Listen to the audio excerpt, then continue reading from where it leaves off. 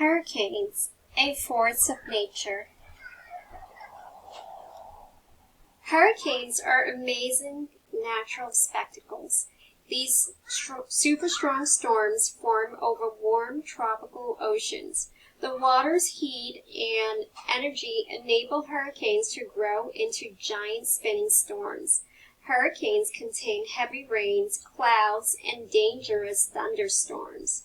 Strong winds blow at more than 74 miles an hour. These winds create powerful storm surges. During a storm surge, the surface of the sea pushes up quickly. The sea can rise as much as 20 feet. Not all hurricanes reach land, but when they do, watch out. Hurricanes can be very dangerous. When Hurricane Michael hit the panhandle of Florida in 2018, it destroyed everything in its path. Heavy rains caused flooding, while storm surges flooded coastal areas and it destroyed roads. Fierce winds toppled trees and destroyed buildings. Flying debris from these buildings caused more damage. More than 40 people perished. Hunting hurricanes. Meteorologists are scientists who study the atmosphere. These scientists have studied hurricanes for decades. They know that the center, or eye, of these storms is calm and cloudless. Around this circular eye is the eye wall, which contains the heaviest rain, strongest winds, and thickest clouds. This is the most dangerous part of the hurricane. On the hurricane's outer edge are rain bands. These bands bring intermediate rain and winds before the arrival of the storm. Several important tools help scientists study hurricanes. Radar sends out radio waves in all directions. If the waves hit an object, they bounce back to the radar station. In 1957, a radar network first identified hurricanes near the United States coastline. Now scientists use an improved system to estimate the amount of wind and rain inside a hurricane. Weather satellites also help scientists learn about hurricanes. As these satellites orbit around Earth, they collect valuable information. In 2017, a new kind of weather satellite was introduced. This satellite can see the eye and eye wall of a hurricane from space. Since 1942, special planes have flown directly into these storms.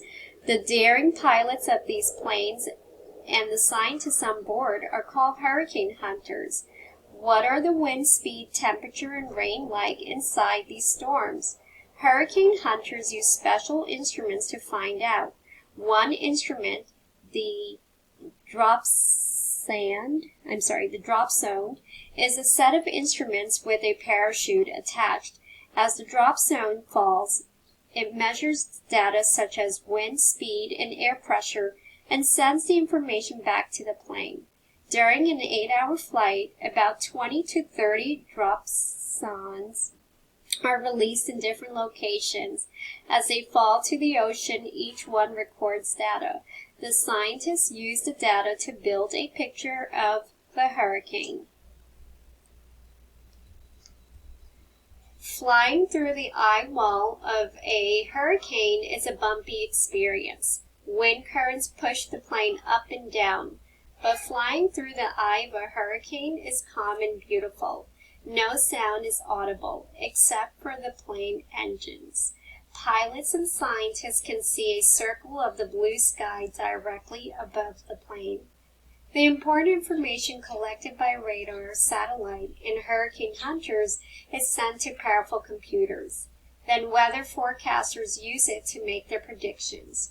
Will a hurricane become stronger or weaker? Where and when will it hit land? The answers can help people better prepare for the storm ahead. First-hand account flying into a hurricane.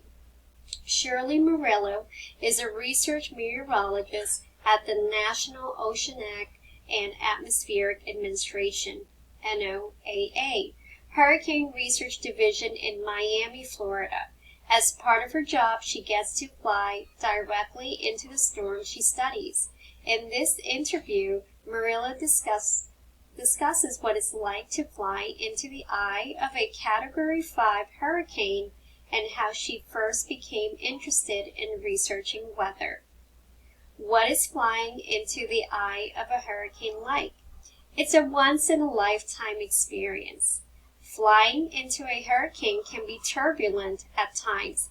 You feel like you're on a roller coaster. For 10 hours, I have flown in a variety of storms, from tropical storms that have wind speeds in the range of 34 to 63 knots, to powerful Category 5 hurricanes with wind speeds that exceed 136 knots.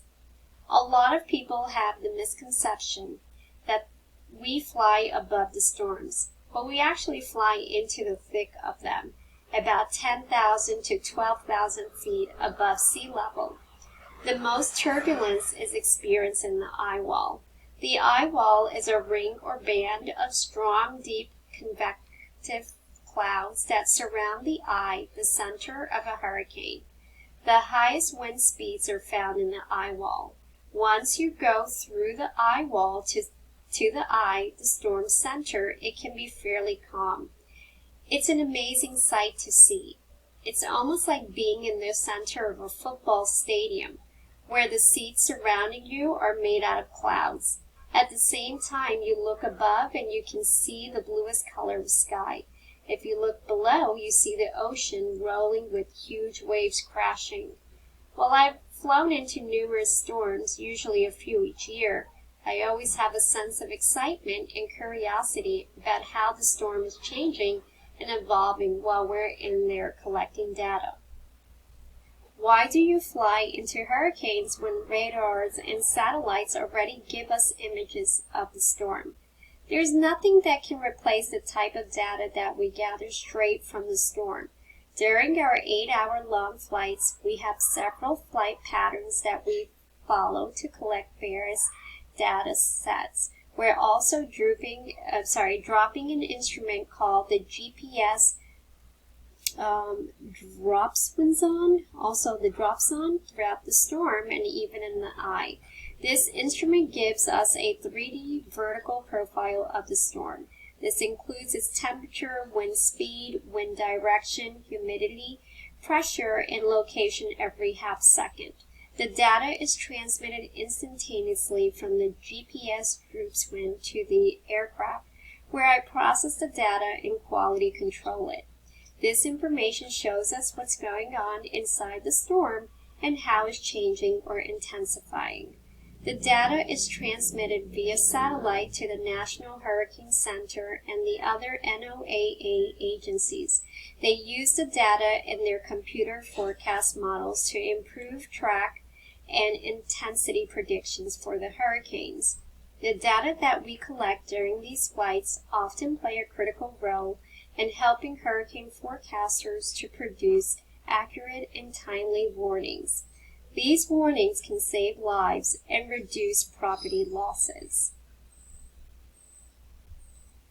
The data we've gathered have certainly improved our understanding of the structure of storms. Over the course of a single flight, we can see how quickly the storm evokes in a matter of hours. As we fly back and forth through the eye, we can track the pressure dropping and the storm intensifying. You may think you know what the storm is doing, but when you sample it, you discover it's a whole different animal. How did you first become interested in hurricanes and meteorology? It all began with Hurricane Andrew in 1992. It was the first storm I ever experienced firsthand.